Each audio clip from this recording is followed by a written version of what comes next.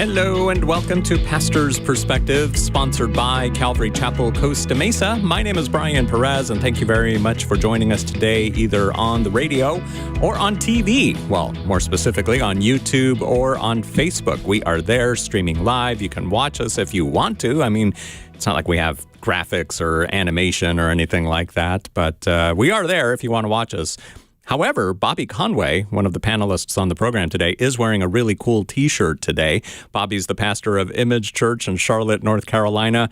Greg Laurie, if you are listening, you'll want to tune in to Facebook or YouTube because I know you're a big Steve McQueen fan, so you will love Bobby Conway's T-shirt today. But Bobby, thanks for joining us on the Bobby Cam. And here in the studio, it's Mike Chaddock, the pastor of Image Church Best Coast. I mean Left Coast. I mean West Coast. That's all where of the above. All of the above. Yes. Yep. San Juan Capistrano. San Juan Capistrano. No, that's not it. Oh yeah, they're actually there's a new community. Yeah, oh, okay. And it is a combination of those. Why not? It's because people like me kept confusing it, so they just exactly. Yes. All right. So maybe I should go be the mayor of that city. You should. We'd love to have you down there. San Juan Capistrano is where Image Church OC is located. You can find out more about them at imagechurchoc.com. And here we are on this Wednesday, ready to talk to you at 888-564-6173, 888-564-6173. So as we wait, the phone lines are already halfway full, so we'll get there in just a little bit. But I want to start with a question that was sent in online. There's a few ways you can send your question to us. There's Facebook Messenger. There's Instagram. There's our flagship radio station's website, KWVE.com. New website. Go there, find the Pastor's Perspective page. You can find archives of the program as well as short features and a form that you can fill out to send us your question. But the best way to get an answer is to call us, grab an open line at 888-564-6173, and we'll try to get to you. This question here was sent in. It is, I grew up Catholic, but doing Ouija boards, levitating, seances, etc. It tormented me in high school. My bed would shake violently, and I would go home with boys so I wouldn't be alone. In my early 20s, 2 demons came in my room. I didn't know what to do, so I just kept saying the Our Father. They looked at each other and said, "She really believes." After that, everything stopped. Fast forward about 10 years, I became a Christian, but I still know stuff that I shouldn't know. When someone gets sick, I know if they are getting better or dying. I know stuff about people that is a bit deeper than intuition. I can tell everyone what astrology sign they are, and I have to admit, I feel special. There is a side of me that is scared by it, and there's a side of me that makes me feel powerful, which is scary and at the same time enticing. I feel like Satan is still playing with me, and I don't want to play anymore. Mike, what would you say to this person who sent in their question? Well, obviously, there's some unique features to the question, and obviously dealing with some of the occult, the Ouija boards and these demonic experiences and things like that. Obviously, there's uniqueness to that. But at the same time, the idea of 10 years later, I'm a Christian, and there's some things that's not unique, because everyone is born sinful, and you spend some time in the world, and you probably know things, and you've seen things, and you've done things that you shouldn't have done. And those things can sort of maybe it is an appropriate word, can come back to haunt you, so to speak. And so, again, I think it's not so much focusing on those things as they arise and trying to get rid of them. It's to continue to focus yourself on what is good, on what is pure, on what is peaceable, and what is true. To focus on the Lord, focus on His Word, keep your eyes there. I think, many times it's sort of like the waves of the sea when Peter was on the boat with Jesus, and, when he's looking at Jesus, he's fine, even though the waves are there. It's not like when he looks at Jesus, the waves aren't there. They were. It's just that when he's looking at Jesus, the waves don't overtake him. But when he takes his eyes off of Jesus to focus on the waves, that's when Peter begins to sink. And I think it's the same kind of thing in this situation. I wouldn't sit there and think and focus your time and energy on these experiences that you're having, that some of which, at least obviously, arise as a result of a past dabbling in the occult. And I would instead, again, focus your heart, your mind, your attention, your actions on the Lord. And if there's things that the Bible tell you you shouldn't be saying or doing or whatnot, then those are the kinds of things you need to exercise some self-control and discipline and, commit those things to the Lord. For sure. Now, we might start getting more questions like this in the next few weeks with Halloween coming up. And don't know, I guess as you guys call in with those questions, we'll answer them. But thank you very much for sending in your question on the form. Here's another one that was sent in before we go to the phones at 888-564-6173. Griselda wrote in, and Bobby, I'll have you talk about this one because I know what a fan you are of snakes. And this is what this question is about. I'm joking. I know you hate snakes. But Griselda writes in, my question is regarding a dream I had a couple of nights ago. In my dream, I was trying to park a car, and a black snake came to the side of my car and was trying to align itself with my car. Then my sister came along, and I was explaining to her that a snake was on the ground. Then my dad came along, and he picked up the snake, threw it in the trash can. When I looked in the trash can, I didn't see it. I told him it had changed color and was hiding. No one in my dream was scared, only I was. The thing is, I hate snakes. I fear snakes. I woke up from the dream at 3 a.m. and felt fear. I didn't even want to go to the restroom, afraid that a snake was on the ground. Am I being ridiculous? Why am I dreaming this crazy stuff? Bobby Conway, what do you say to Griselda? Oh my goodness. I'm actually laughing because the irony of the question. I was just talking to my son and I said, Dawson, do you ever have dreams about snakes? And he says, oh man, all the time. And I said, man, I had a dream last night with some big scary snakes. I mean, these things were vicious. And I just hate it when that happens to myself. And I don't know how to explain what's going on with that. Honestly, I mean, Freud talked about, the dreams and in the subconscious level. Do I think that there is something that could be going on there? Perhaps our fears, they get locked into our memory and they kind of seep down into the subconscious level. And then during the dreams that we have, perhaps, there's some access to that, but I would not consider myself, worthy to talk on this subject on any level of depth outside of the fact that in the Bible, when you see dreams, God gives dreams at different times. I mean, Joseph had dreams that we know of, and these dreams would be prophetic, dreams that would take place. And so I wouldn't discount that. I mean, the Bible talks in the book of Joel, that in the end times, I mean, people are going to dream, right? And there's going to be amazing things that'll happen in that way. When it comes to snakes showing up in your dream, I know in the past, I used to hear people say, oh, that means that you're thinking a lot about, sexual thoughts or whatever. And so then I would think, oh, goodness, if I had a dream about snakes, does that mean I'm a pervert? And I'm thinking, I don't see the connection there. As I'm not sitting around just racked in lust. So I just think that I fear snakes and it shows up in my dreams, perhaps. Does the enemy capitalize on us in our dreams and give us images of things that we fear? Or does he get a hold of the mother and that cares about her children so deeply, and she has a dream that something bad's going to happen to her kids? These are the kind of things that I think can happen, but we shouldn't be too bulldogmatic about it. I think at the end of the day, what we do is we walk out of our fear, remembering that God did not give us a spirit of fear, but a spirit of power, love, and self-discipline, and that he who is in us is greater than he who is in the world. Mike Chaddock?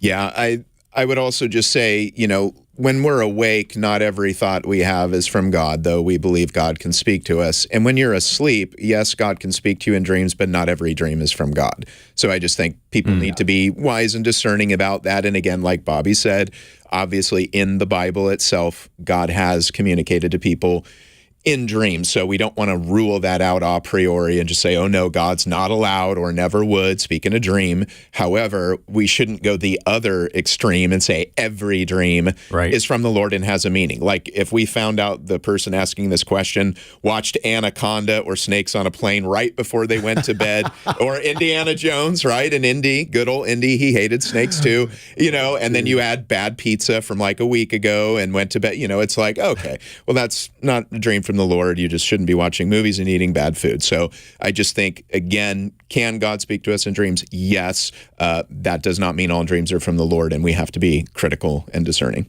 All right. Speaking of dreams, here's a question that we haven't gotten in a while, but this conversation reminded me. People have asked in the past, if you sin in your dreams, is that considered like a sin? For example, let's go a little extreme here. What if in your dream you blaspheme the Holy Spirit, and now people are thinking, oh my gosh, I just committed the unpardonable sin. Does it count? I guess you could say. Mike, what do you think? That's an interesting question. Obviously, that's an extreme example. Yes. I'd prefer a milder one. But, I would just say it's unclear to me to what extent we're active in dreams versus passive.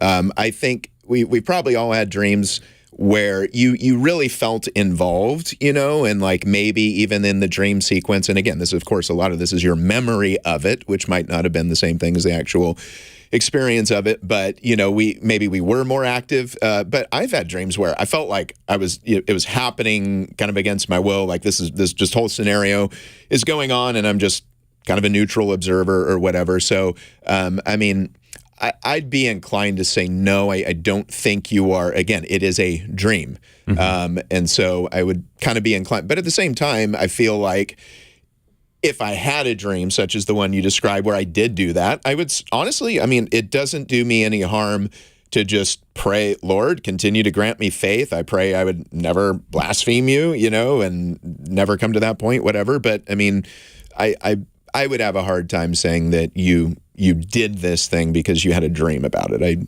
I find that very difficult. All right. Bobby, not sure if you wanted to chime in. If not, we'll go to the phones. Yeah, I agree with Mike. I could say that there is a level of, let's say you're struggling with resentment towards somebody and that shows up in your dream because you've been thinking about the bitterness.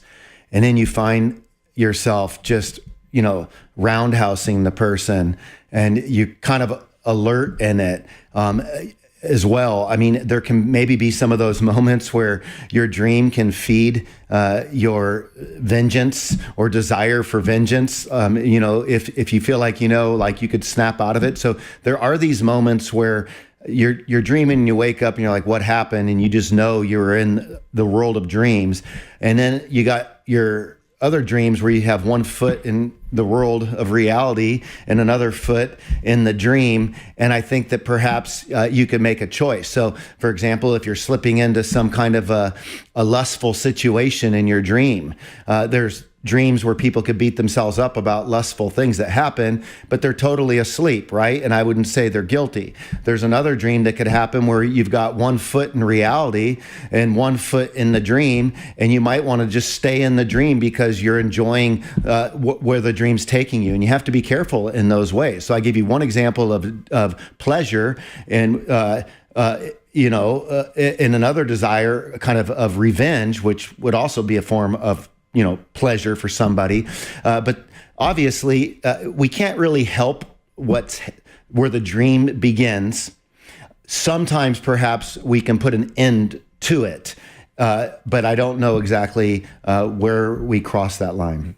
All right, very good. Now let's go to the phones on Pastor's Perspective. 888-564-6173 is the number to call until 4 p.m. Pacific Time. 888-564-6173. And we're going to begin our time on the phones by going to Las Vegas. Hello, Kim. Welcome to Pastor's Perspective. Hello. Hi. Hi. How are you listening to the program today? I'm a faithful podcast listener. Oh, nice. So you're going to listen to yourself after the fact. Yes. Very cool. So how can we help you today, Kim? Okay, so my question is, I have a friend, and we were having this discussion regarding courtship and marriage. So the situation that she's in is she's courting someone. They are both, when they entered the courtship, they were both believers. He is going through somewhat, based off of what she expresses to me, I think a crisis of faith, where he has a lot of questions that is making him, I guess, like leery in his faith. And some people have told her, well, this is a sign that you guys are not supposed to date and you guys are not supposed to get married. More or less, like, throw him to the sea and move on. But I think her mentality is, if she were married, she would not be able to do that. Like, if she were married, I think she has like more of a marriage mentality concerning the relationship. So if she were married and her husband was going through a crisis of faith, her first thought would be to throw him back to the sea. Right. You know, now it's unequally. So my question is, if I were to explain to her, is there a switch? Like, is there a courtship mentality, and then after you get married, you put on like a marriage mentality concerning the covenant, or like, is it the same thing? Right. So like after you get married, for better or for worse, no matter what happens, you stick with it. But while you're still dating, it's okay to, like she said, throw him into the sea. I think those were the words she used. I'll start with Bobby, since he wrote a book on this topic called Doubting Toward Faith. What would you say to Kim's friend, Bobby? Yeah, I'm actually, writing on doubt today, as I'm a contributing writer to Sean McDowell's updated book on apologetics for the next generation, where I'm writing a chapter for him on doubt.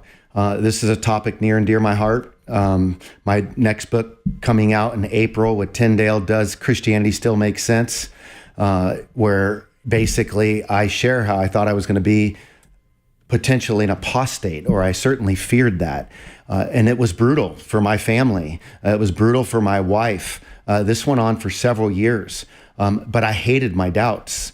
And so I think what I would want to know if I was in this situation is I would want to know, does he hate his doubts? I mean, there's some people that become progressive Christians. They kind of just celebrate their doubts. They see their doubts as a form of feeling superior toward those who aren't thinking on the level that they're thinking. And that's a very toxic place to be. I missed Jesus tremendously when I felt like he was, hard to reach. But doubt metastasizes. It bores into your brain and splits the mind.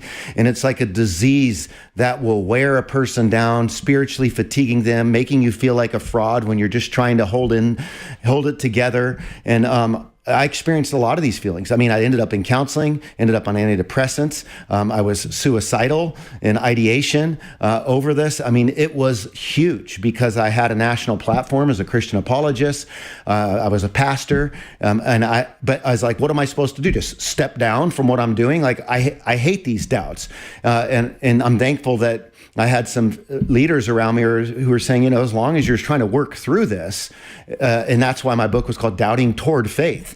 Doubt means to split the mind. You can doubt toward unbelief, or you could doubt toward belief. And so in this situation, I think you definitely push pause, because in a marriage context, if this person, sees the doubts metastasizing and doesn't address them, and this person's just surrounding himself with, the critics that are criticizing his faith, then, we can see where this will go. Doubt's not a Christian problem, it's a human problem. And in the absentee of certainty, there'll always be room for doubt. The question is, which worldview best closes the doubt gap? And so I think pound for pound, Christianity is the strongest case for answering the biggest questions of life. But I had to learn how to live with the answers that I did have, and rejoice in those, realizing that, I found myself reflecting in Italy for about 20 minutes just on a pigeon. And I was just meditating on this pigeon and the dynamics of the pigeon and the way that the pigeon moved. And I thought, I can't even come to the bottom of this pigeon. Like, I'll never know everything about this pigeon. I'll never know how many miles this pigeon's flown. I'll never know, what mother hatched this thing or whatever you want, gave birth to this thing. I'll never know how much food this pigeon has ate. I'll never know how strong the sense of smell is of this pigeon. I mean, I could talk the rest of the program with questions that I was raising about a pigeon. So here we are with a 3.5-pound brain trying to figure out a God that is so far beyond us. So I would say, slow down. That would be my advice. Encourage this person that you're dating to think about, moving through the questions that he has.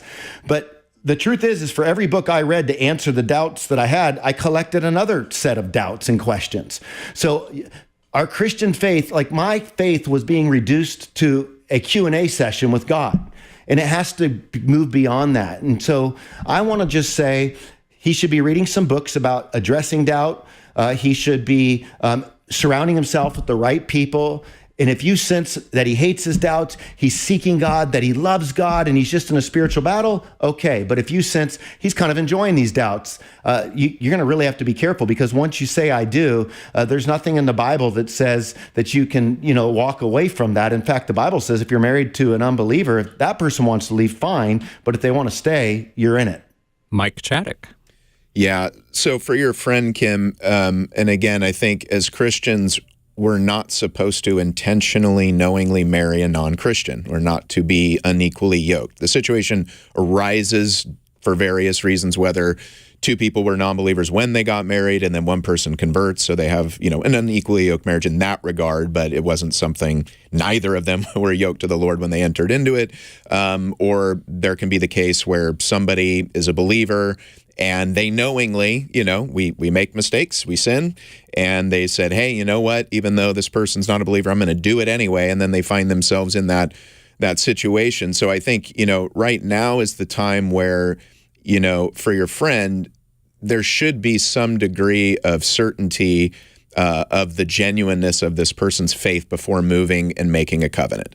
And like Bobby said, at the end of the day, it's sure, you can always raise more questions, but I think we all, if nothing else, I think we can arrive at a reasonable assurance that somebody is a genuine believer. And even a genuine believer, and I think there's levels of doubt, right? There's difference between doubting your ecclesiology. Should it be a Presbyterian government or Episcopal government? I'm in doubt over this versus I don't know that God really exists. Those are two very, very different levels of doubt. So if it's fundamental doubt about, the authority of the Bible, that's a big one. The inspiration of the Bible, if it's denial of possibly the existence of God, deity of, these are fundamental, foundational, essential things. And so at the minimum for your friend, it wouldn't be wise to move into a marriage at that point. But I think you also mentioned maybe there were some other friends or family or whoever it was kind of advising, hey, it's time to split immediately. And that's something where, again, I don't know the specifics and the people actually involved. It's a tough call. But what I didn't hear from you is that this person outright rejected the faith. If that's the case, yes, I agree. It's time to call that off. There's no point in having a courtship when you know this person is not a believer. You shouldn't be getting into that because the end of that would be marriage and you should not be marrying this person. But if it's simply they've, in confidence, in trust, they've opened up and shared what might be actually a vulnerability, right? Like, hey, I'm struggling with this. I would just, and again, I'm not saying lay one's own, faith down on the altar and be willing to jeopardize that and your obedience to God in order to help this person. The Bible says, consider yourself lest you be tempted also. So you need to make sure you're okay but at the same time, if it's not outright rejection, I don't think I could say it would absolutely be right to just, break it off with this person right now. But I would say you would not want to move forward into marriage at this point. And I would say, get some help, talk to somebody, talk to mature believers, pastors. Bobby's written and done a lot of work on this. So I would definitely say, as a couple in the courtship process, this would be something very telling. And I think this could really be something that could, honestly, if it's meant to go to marriage, I think it's really going to help. It's going to bond them together. They're going to get to learn and grow in tremendous ways. On the other hand, it may be the very thing that makes it clear, all right, this is not a union that we believe God is leading me to commit to. Yeah. Bobby Conway? Yeah, I think there's a distinction that can be helpful too between questions and doubts. And I would put it like this: all doubts entail questions, but not all questions entail doubt. And so, yes, doubt is a species of questions, right? Like questions can take the form of doubts. But sometimes people are just asking questions, and it doesn't mean that they're doubting. What doubting does is it really gets under your skin and causes you to wonder, have I been duped? Have I missed it? And it can be agonizing, and it's painful because you feel like what you cherish the most, namely God, you're questioning the reality of that. And as Mike so aptly put, that can come on different levels. What's sad, though, is in the church, we haven't made room for doubt. A lot of times Christians hang out and they don't feel safe being vulnerable, as Mike said. And that's not a healthy discipleship culture, to make people feel like they're not allowed to express their doubts. So even as I wrote today, I put, I once heard the phrase, if I only had a penny for the times I heard the phrase, we aren't to doubt God, but trust him. Okay, but what if having certain doubts answered can help someone better trust God? Unexpressed doubt is still doubt. Isn't it better to have expressed doubt that can at least be addressed? It's hard to address unexpressed doubts, and unexpressed doubts don't go away just because a person is silent. So we can encourage people to get their doubts on the table so that we can address them. And I think that that's really important, because what people sometimes think is, I got to stay silent in this. Well, Jude says, be merciful to those who doubt.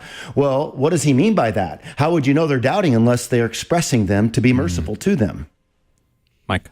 Yeah, I mean, and it'll say a lot about the relationship, how you handle things like this, right? I mean, again, not knowing exactly where somebody is coming from, it makes it difficult. But at the same time, like we're saying, I think in a relationship, especially, and if I have this correctly, the man in the courtship with your friend Kim, if for example, he knows, hey, you're a believer and you're only going to marry me if I'm a believer. If that were the case, to express doubt then is really to acknowledge, hey, that's to me, that's sort of a virtuous act, because you're not hiding something. Rather, you're bringing something to the table and saying, hey, here's this issue, here's this thing, and that can be a very positive thing, because I think, too often, whether it's about this or something else, people hide things, pertinent information that somebody else would want to know before you get married. And, I think, and obviously it takes wisdom and discernment to know when and at what point and to what extent you share X, Y, and Z. But at the same time, I definitely think there's key things that people need to know. Obviously, if you're a Christian, you need to know they're in the faith. But there's many other things, just in terms of livability. Like, I may love you and I'm glad you're a brother or sister in the Lord, but if you got that habit and you have not broken it, I literally can't live with that. And so for a person to hide or pretend that that's not there would not be a good thing. So we definitely want relationships of trust that can bear the weight of truth. And if the truth in this case is there's some doubt, then again, I think navigate that accordingly, but just keep in mind, the number one thing is you're honoring the Lord, and Kim, your friend, is responsible to the Lord for this relationship. You want to make sure that the Lord is honored in it. And if the person's not a believer, you should not marry them. You're not supposed to. On the other hand, I don't see anything in the Bible that says just, discard them per se, at least at this point, as I understand it. Yeah, Bobby, about 30 seconds. Yeah, I think it's really important that when you are dating somebody, that you take enough time in the relationship for trials to emerge so that you can see how you handle them and so that you can understand what the issues are so that you can go into marriage, as Ruth Graham said, with your eyes wide open instead of with your eyes half shut. I think I've heard that as a bit of marriage advice before, where, the couple is there with the counselor and he asks, so when was your last argument? And they say, oh, we've never had an argument in our entire relationship. And the pastor says, okay, go have an argument and then we'll talk. But anyway, all right. Kim, thank you for calling us with your question today on Pastor's Perspective. Hope that helps your friend. And we are going to take a quick break, and then we'll be back with more of your questions here on Pastor's Perspective. 888-564-6173 is the number, 888-564-6173.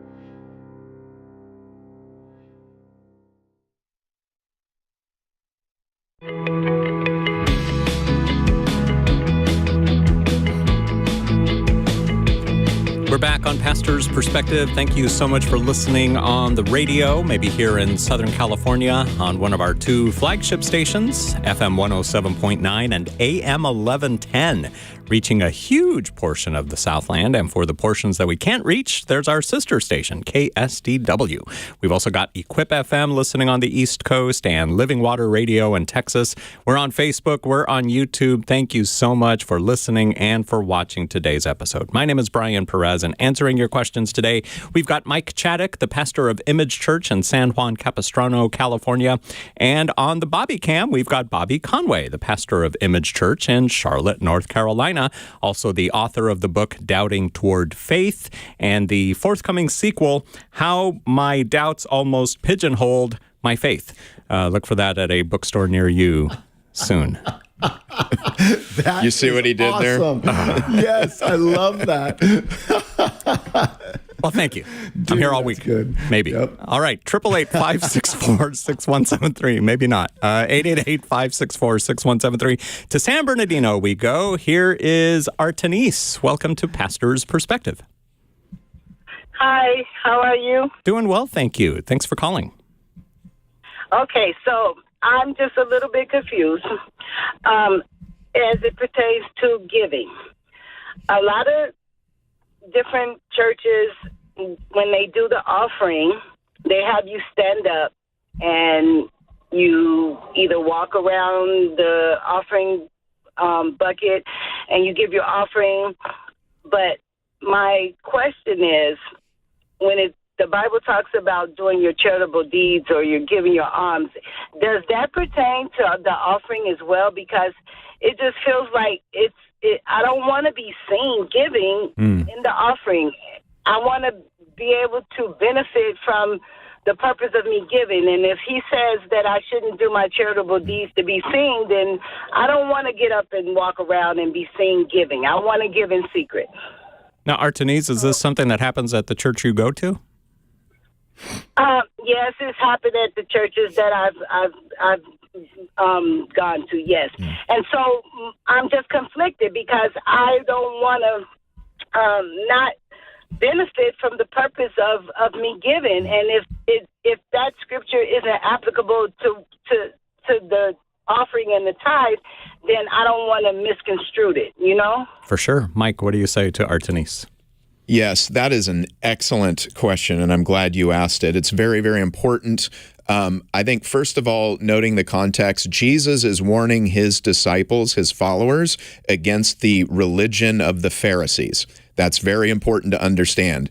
And what Jesus is ultimately getting at, though he gives some sort of practical application or advice on how to ensure this, he gives a principle, and it's important to acknowledge the principle because the application can differ. So just right off the top, to give you an example, is it wrong to give give financially your tithes publicly or not?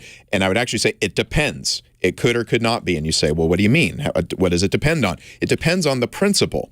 The principle was, do not do it in order to be seen. In other words, Jesus is actually talking about your motive.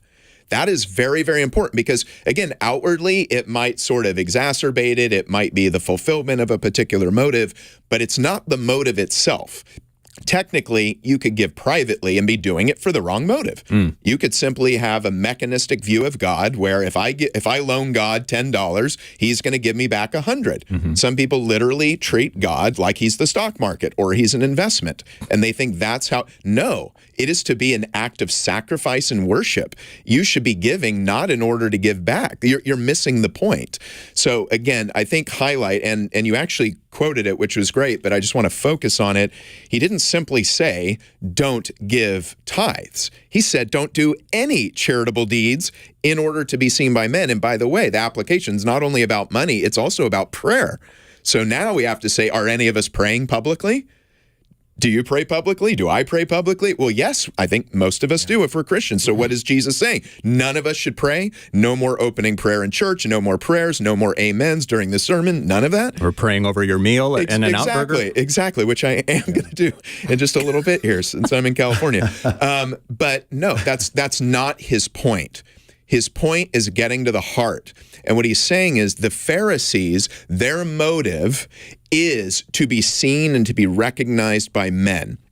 And therefore, since that's their motive, they do it in a certain way. They'll make sure there's an announcement made, there's trumpets going, and everyone's staring, and they're getting honor from men. That's what Jesus is saying. They're doing it to get honor from men. They want everyone to see how much they're giving. By the way, same thing can happen in prayer. Isn't that interesting? Jesus is warning. Some of us can do religious activities, such as pray, and it can look super spiritual. We can pray these long, eloquent prayers, and it sounds great, and other people feel kind of down. They're like, man, I don't pray very good. I don't have all those great verses memorized, and my language is kind of messy and sloppy, and people don't understand me, and I stumble and all that. Oh, they're so amazing. And the truth is, maybe they're doing it to be seen by men. So I think the key point here is not to get hung up on, the particular application or the setting. It's the principle. Because irregardless of what you do, and by the way, I'm going to mention how we do things, I think it does matter. But at the same time, let's just highlight what Jesus is highlighting, and that is the principle. So it's so important that you give or you pray or you do any good or righteous deed. You do it for the glory of God. It's not for yourself. It's not to get glory. It's not to get honor. It's not to get more money or more praise from men or pats on the back for being super spiritual. It is because you want to see God glorified. That's the goal. Now, on a practical note, I do think churches and leaders are responsible to make sure that we're not promoting the wrong motive. Again, as a pastor, I can't control why people do what they do. There's no way for me to know. I mean, I could literally, I guess, start quizzing everybody. Now, why are you doing this? And then hook them up to a lie detector test. Make sure they're not lying to me about their motive. But at the end of the day, even lie detector tests, apparently people can pass those when they're lying. So at the end of the day, I don't know. God knows. But I do think there's ways we can do things that might sort of encourage bad behavior or encourage bad motives. I mean, it's how we frame it, how we do it. I mean, and I would say this is probably a case-by-case basis. You know, I've seen some places where the whole giving of money thing, to me, in my opinion, was very, very weird, very awkward. I think it did place guilt on people. I think there was praise and recognition given to men or women, for that matter, of how much they gave or whatever, and I felt like that is definitely inappropriate and out of place. However, I think there's situations where you could give as a part of the service. Nobody's looking at you. Nobody cares. Nobody knows. It was simply, obviously, before the internet age, if you were going to give, that's how you had to give anyway. So it was simply something that was done and not something that somebody would get credit for. So I think it really does depend, and leadership definitely should address that. But at the same time, it's ultimately the heart. It's the principle. Interesting that you mention how leadership should make sure that it's not, that it's done in a way that's not awkward, because, and then even questioning the motives of leadership and I'm not saying this is what's happening at the churches that Artenis has visited, but maybe the pastor's thinking, oh, if we do this, then people that are still sitting down will think, oh, well, everybody's looking down on me because I haven't so I better take a 20 out of my pocket and go up there and put it in. So then all of a sudden, now the person who stood up and gave the 20, their motives are wrong. Yeah. But then you could say the pastor's motives are wrong too, because he did it to try to get more people to make a contribution. Yeah, and again, that those are all real possibilities. And at the end of the day, that's why I think, so we're looking on the outside. Is it wrong to give publicly per se? No. Is it wrong to pray publicly per se? No. But can there be wrong motives underlying those acts? Yes, there can be. And, should we do what we can do to sort of minimize the wrong motive and to promote the right motive? Yes, I do agree with that. But at the end of the day, it's still going to be the human heart and your motive before God. Yep. Bobby Conway, what say you? Yeah, Mike, what he said was great.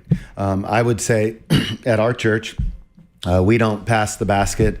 We've done that in the past, and I actually like not doing that. It hasn't affected our giving at all, because in a world where so many people do give online, it just happens. In fact, I probably need to teach on it more. I just haven't even really had to get into that a whole lot, but it has to be a part of discipleship, obviously. But I definitely feel gun shy when I get into the topic, because I know how people can perceive us as pastors, when we're talking about that.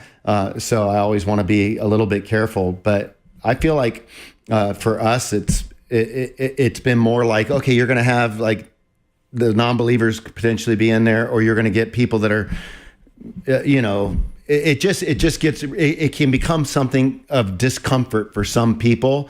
And I've even felt that, like on my insides, like if I'm visiting a church or whatever, and they're passing the basket, and here I am, I'm faithfully giving to my church, but it's like, man, I don't want to look unspiritual. So, it's like, maybe I should just, write a check so I can fit in with everybody here. Now, I don't do that. I just let it go. But I still feel like I'm still cognizant, like are people thinking, well, look at this loser, he doesn't tithe. And I just don't want anybody to feel that. So that's why I have removed that. Well, that's what the envelopes are for, Bobby. Somebody can just fold it and drop it in there, and it looks like it was a check. But you can just put IOU. You can just put IOU on it. How many IOUs have you given, Mike, or gotten? Hilarious. Right, bro. Artenis, thanks for calling us today here on Pastor's Perspective. 888-564-6173 is the number. 888-564 6173. Bob in Westminster hung up, so we're going to go to Kate in Colorado with a question on 1 Peter chapter 1, verse 6. Hi there, Kate. Hi. Thanks for taking my call. You bet. I called yesterday, so I called back. Thank you. Great. Yeah. So what did you want to know today? I want to know, what does that verse mean to you? Because I know what I think, but I want to know that I'm right, but I don't want to lead into it. 1 Peter 1:6 says, "In this you greatly rejoice, though now for a little while, if need be, you have been grieved by various trials." That verse? Yes. Okay, so what does that mean, Mike? It means while we're in a fallen world, we are going to be grieved to some extent. There's no way you're going to go through this life without grief. I mean, it's certainly true. Some people more than others, some people relatively mild, some people incredibly overwhelming and painful. But there's no way you're getting through a fallen world where there's sin and death and everything in between and not go through with grief. So I think first and foremost, the Bible is acknowledging what we all know to be experientially true. In this world, you're going to have sorrows, you're going to have difficulties, and faith doesn't necessarily get you out of that. And I think that kind of points back to the genuineness of our faith, because I think some of us, we want to believe when we think that believing in Jesus means we'll be rescued from any trial or difficulty. I've heard many people express that's what they think they're signing on to when they follow Jesus. Unfortunately, some presentations of the Gospels that I've heard, evangelistic messages sort of paint that picture. Hey, if you're addicted to drugs, if your spouse left you, if you're in jail right now, and just come to Jesus and, it'll all be fine. Mm-hmm. And certainly there's a way in which that can be true, but I think it can also paint the wrong picture for people. So I think what Peter's affirming is, in this world, you're going to have tribulation, you're going to have trials. Jesus said that, but he's also giving you a reason for hope. And hope is vital to the Christian faith, because hope is not, in a biblical sense, hope is not sort of the realm of possibility. In the Bible, hope is certain. It is based on God and God's character and God's plan. So for the Christian, hope is certain. And if you follow the rest of that passage, he explains what that's about. That the genuineness of your faith being much more precious than gold. So first of all, faith, I would say, is more precious to God than it is to us.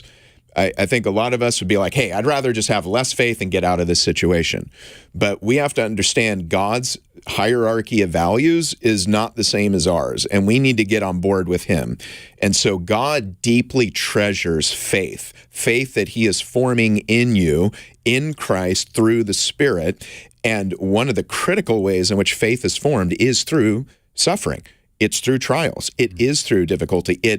It burns away the dross, the impurity of our faith, and it really focuses us on the Lord. So that faith that is more precious than gold, though tested by fire, may be found. This is at the ultimate aim. This is why faith is so important, that it may be found to the praise, honor, and glory at the revelation of Jesus Christ, whom having not seen you love, though you do not see him now, yet believing you rejoice with joy inexpressible. How can you do that? Because your hope is certain and it's fixed on Jesus receiving the end of your faith, the salvation of your souls. So again, it's like a woman in labor, right? And being there and watching my wife give birth to our children. There's that terrible pain, and as a man, I really can't imagine it. Apparently, it's very, very uncomfortable, painful, and all that. And in that moment, it's almost like, gosh, my wife would do anything to be out of this situation. And then, but what keeps her going and keeps her focused is knowing what is this for? Is this pain meaningless? Do I just live in a random universe? We're all accidents. We're not supposed to be here. There's no God. There's no meaning. There's no purpose and all that. Because if so, then pain becomes intolerable. Because there's no positive end in sight. But for her, it was always the idea, I know what the end of this is. I'm going to see a child. And as soon as that child came, she literally said, it's all that's over. all that's gone, and all I can behold is this joy in front of me. And that's sort of the picture that Paul is giving us. Though we travail, right? Though faith is being formed and nurtured in us, ultimately, even though we do so with pain here in this world full of sin and death, yet we know what the end of it is. We get to actually see and behold Christ. Heaven, new earth, resurrected bodies, glorified bodies, no more sickness, no more death, no more cancer, no more tears, no more war, none of these things. And so we are fixing our hope on that. And that's what Peter is attempting to do here in this epistle. And that's exactly what we are called to do in this life.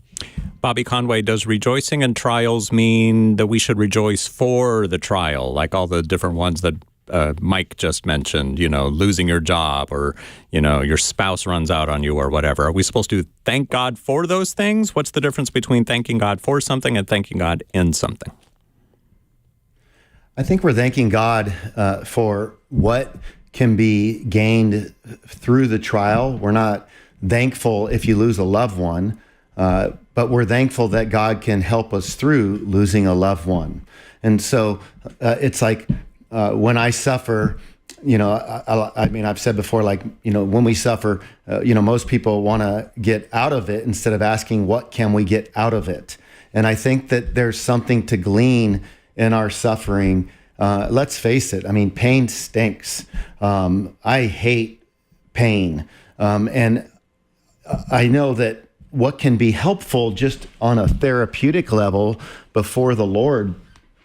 I had a hard week. I don't do vacation well because I need routine. And so a lot of times I feel like we go on vacation as a family, or we go on a vacation as a couple. And, it's like we can come back and you have some great moments, but because I'm out of my routine, that's just me. So we can, we have some intense fellowship along the way on our vacations, which make, you feel frustrated. And, but either way, I felt the cloud of depression come over my life last week, and it was really thick and heavy. And I was just like, man, I hated it. My wife could tell that I wasn't in a good space. I even shared that with some friends, and I'm going somewhere with this that will hopefully be helpful on how to process pain. And in this church that I'm in, we're building some friendships, and we went to Italy with these dear friends of ours. But I shared that, man, I'm kind of struggling right now. And you know what happened after I shared? I got scared for sharing because I was vulnerable. And I realized that I still have some unaddressed trauma that I'm working through from a church where I pastored 5 years ago. And there was a lot of suffering because I felt abandoned from some friends for my relapse and didn't feel loved well. And so I'm struggling to trust people again and feeling raw and vulnerable. And it was causing some just depressive feelings to act up. And so what I had to do, because I tend to, hate pain so much, but I kind of went before the Lord and I would say, God, what good could come out of this pain that I'm feeling right now? What can I learn? And so it's like you want to bottom out your pain. Like, why am I so fearful of this pain? Why do I want to escape it? Why won't I lean into this pain? And what good can come out of this pain? And so then all of a sudden it's like, oh, wow, you know what? I need to deal with some unaddressed trauma. So, I've been going back to my counselor and just saying, hey, can you help me crack this nut? And so trying to work through this pain. And then I think that the good that can come out of it is, I want to be an authentic person that can help people with their mental health issues. And I feel like, God allows me to be racked with stuff, and I have to be willing to throw myself out there if I want to help others. And I see a lot of good that comes out of it. So, you go through tough times, the doubt, and then, a couple books come out of it. And so God has a way of taking the thing that you want to get rid of the most, the thing that's so hard, just my wife and I, and we've had so many fights, through 28 years of knowing each other, 29 years, but we're still together. And so our message is don't throw in the towel. Don't quit before the miracle happens. As a dad, I felt like a failure many times, it's just life is hard. And, sometimes I said to somebody this week, I said, I was feeling like I was in quicksand. And sometimes I just reflect on my heart and I'm overwhelmed with myself. Like, I'm just like, man, I just beat myself up. And the more I reflect on my heart and the whole, like this morning, my quiet time, I just focused on the holiness of God. And then I just felt licked. I'm like, I'm so not like this, and then it was like, I have all these mountains around me of just character defects. And I feel like I got a shovel in my hand and I'm like, where do I even begin this character growth project? And what I'm realizing is I don't know how to digest grace really well. I think sometimes I'm just waiting for God to smite me when I do something wrong. And so it's like I preach grace, but I don't really think I grasp grace. And so I think that when we understand that whether our pain's the cause of our own defects or circumstances, we can just lean into a God that is like the prodigal father. He runs to you. He loves us. And honestly, it's hard to imagine that we can just collapse into that kind of grace. And that's what I would just say. When we suffer, we're not dealing with a God that's punishing us. We're not dealing with a God that's trying to torture us. We're dealing with a God that hung on a cross in the person of Jesus and understands our sufferings quite well. Mike? Yeah, and I think Bobby's right. And while we don't rejoice about the trial, Brian, like as you were focused on, yet at the same time, I do think as Christians, as we grow and as we mature, and I'm not saying we can always do this, but I'm saying we can do this, we can recognize that, like kind of what Bobby pointed to, when we go through something painful, you can know God is not going to waste that pain. Mm-hmm. I think you can believe that. And you can know that whatever unique pain I'm going through, I'm going to be able to use that pain as a bridge to somebody else who will not listen to the gospel from anybody but who has those credentials of pain. They've been through the same school of suffering that I have in that particular way. Again, if you've lost a child, you're going to be able to minister to someone who's lost a child in a way somebody else hasn't. If you have a blended family, if you've gone through custody issues, if you've gone through divorces, if you've gone through cancer, you're going to be able to share the truth of God in a way somebody who has not suffered simply cannot do. They cannot do it. And I think, and again, I by the grace of God, I've gotten better at this overall. And there's times where I think I've been able to rejoice a little earlier going, hey, I can see how God's going to use this pretty lousy thing in a good way. But then there's other times where it's just so bad. Like, I don't, even now I'm like, I don't care. I just want to, I just would like the pain to be gone, But at the end of the day, God doesn't ask my permission for what trials come into my life. He sovereignly chooses and ordains. I walk through them. I trust and grow. But I know God is good, and he is ultimately working all things together for the good of those who love him.